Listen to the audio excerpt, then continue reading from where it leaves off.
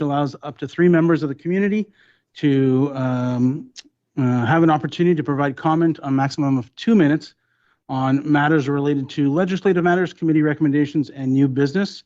The only one of those 3 that we have on the agenda today is some new business. So if you want to please introduce yourself, and you have 2 minutes for comments.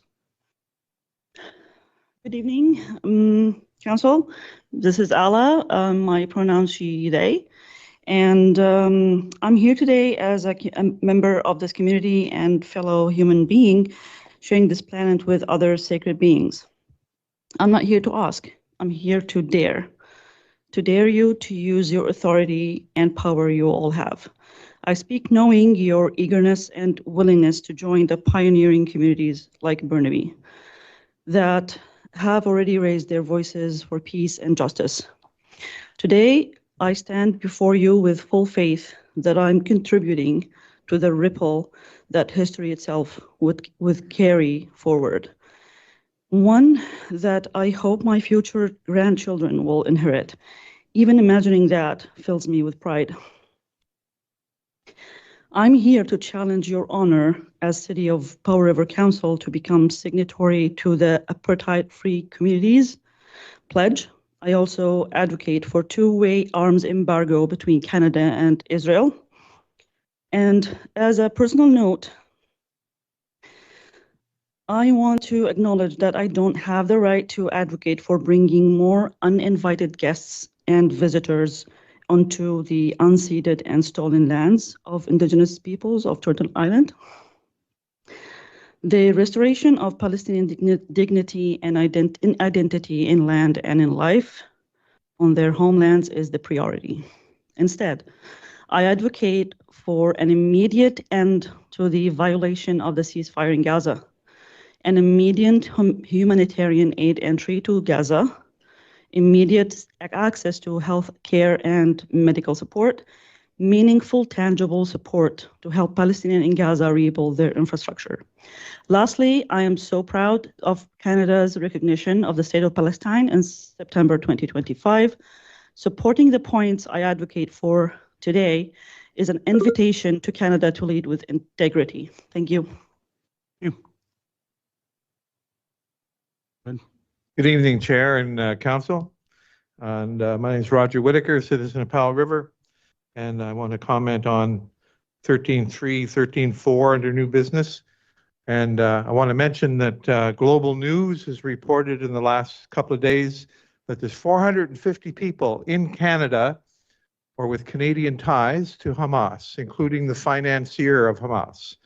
So if this council wants to tie itself into a known and already delineated terrorist organization, I find that to be pretty abhorrent behavior on behalf of this council. It doesn't represent myself and many others who contacted me after my question 10 days ago or 2 weeks ago.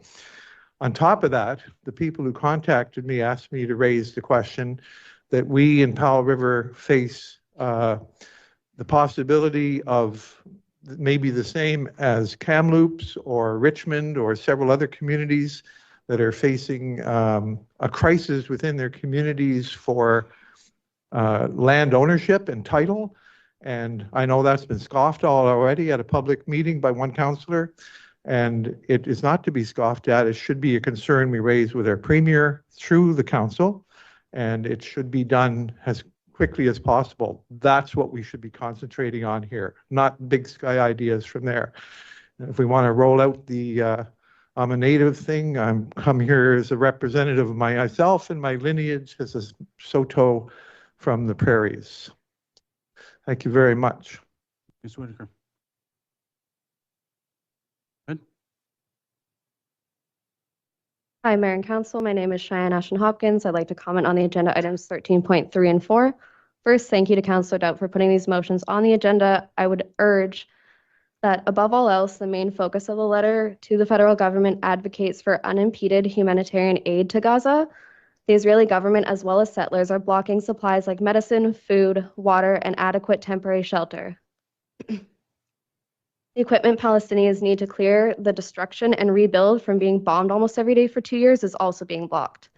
As a As much as Canada and other complicit countries need to stop sending weapons to Israel, we must ensure that Palestinians do not experience further forced displacement because those life-saving items have not been able to reach them in their homelands.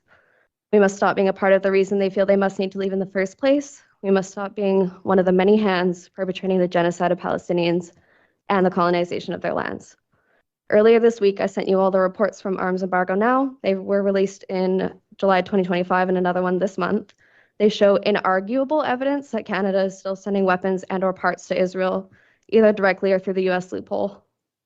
Canada has supplied Israel with at least 500,000 bullets, tank ammunition, hundreds of explosive materials that make 2,000-pound bombs, as well as parts to build fighter jets that are used to strike whoever else Israel decides. Israel has also bombed Lebanon, Syria, Yemen, Iran, and Qatar without consequence. I ask that you all vote in favor of these motions and consider having the full knowledge that a genocide is taking place and choosing to do nothing about it is something the world will not forget, whether it is our federal government, local elected representatives, or individual community members. Sir Shadon Palestine, Freedom for Palestine. Thank you.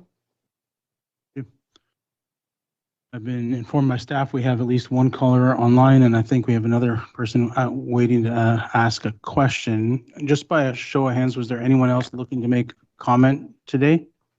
And one more. So do we have any agreements or disagreements on staff council to allow for 3 more comments? Okay, we will go ahead. We'll start with a caller online, if you don't mind.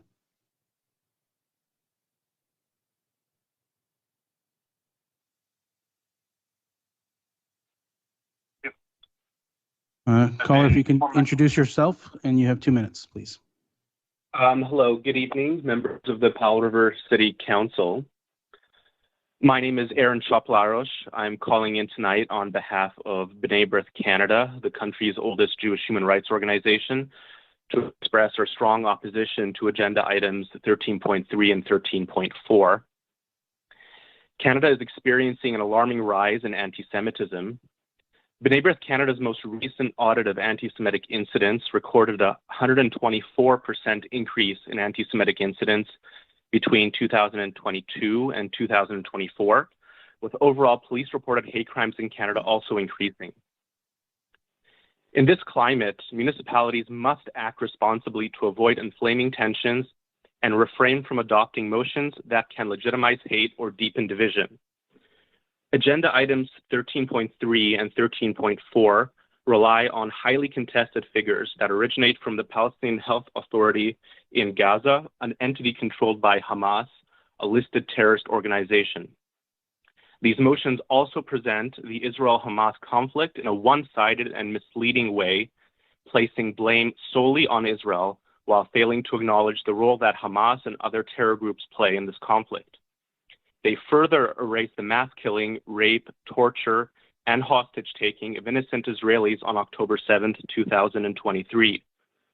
The Apartheid-Free Communities Pledge is inflammatory and rooted in an agenda that seeks to delegitimize the world's only Jewish state.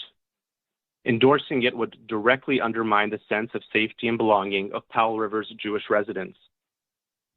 These motions risk causing deep divisions and further inciting hatred against the Jewish community, which is already under attack in Canada. I urge City Council to reject these motions and work together with all communities, including the Jewish community, in making Powell River a welcoming, respectful, and inclusive community for all its residents. Thank you. Thank you very much.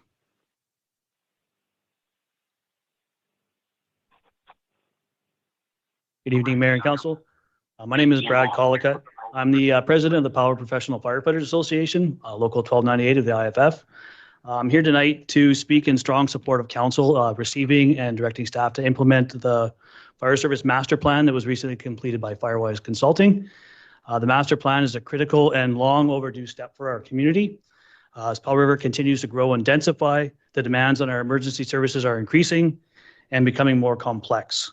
The master plan will provide a roadmap grounded in best practices and industry standards that will help guide both current and future councils and staff in making informed and responsible decisions and how we deliver emergency services to residents of Powell River.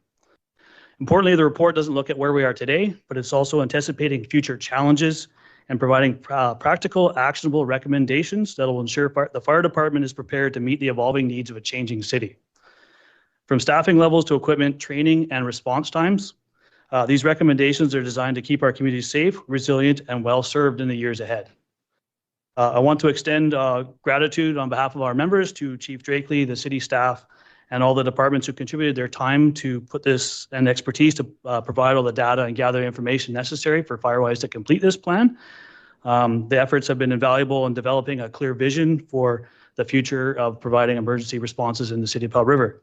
So if by approving and implementing the Fire Services Master Plan, Council would be taking a decisive step to ensure safety and well-being of all residents of the community now and into the future. So I'm urging you to support this important initiative.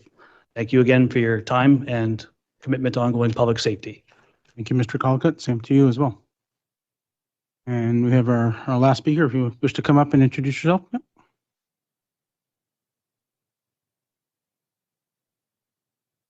Hi, good afternoon, Council. My name is Diane Sparks, and I guess I just want to comment that I don't feel it's appropriate for a municipal councillor to act as a foreign policy actor. Our city has urgent local needs, economic pressures, rising taxes, infrastructure repair, and community divisions that require attention. By advocating for international embargoes and federal immigration policy changes, Councillor Dowd has stepped outside the municipal authority and risks speaking for residents who do not authorize such a position. City Hall should remain focused on Powell River's priorities, not foreign affairs. Thank you. Sparks.